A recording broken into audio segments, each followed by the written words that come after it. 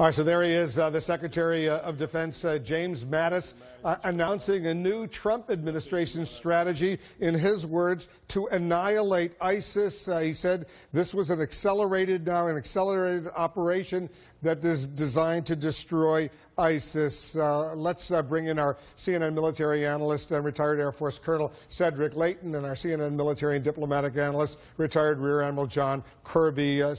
Very bold words from the Secretary of Defense. The goal right now to annihilate ISIS, and this is an accelerated operation. No longer are they simply going to surround ISIS strongholds. They're going to go in there and crush them.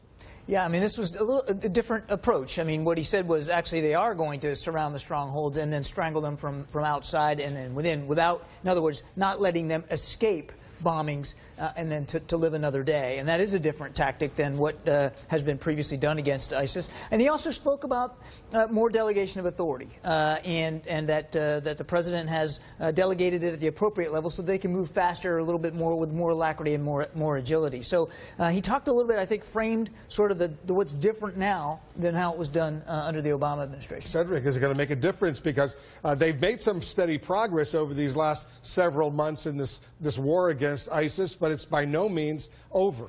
That's right, Wolf. And the big issue here is, I think, you know, as what we're dealing with is actually destroying ISIS. What they're going to do is not only encircle them, but the whole idea is to actually make it impossible for them to continue to exist as an effective fighting force.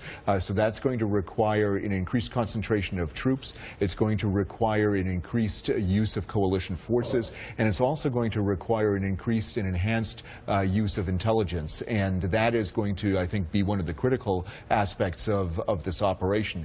And what also struck me, Wolf, was the fact that this is not just specifically focused on Syria or on Iraq, but it's also, obviously, they're looking at this as a more or less a global campaign, or at least a super-regional campaign, with Africa being mentioned, Libya in particular, West Africa, and of course the places in the Middle East. He said,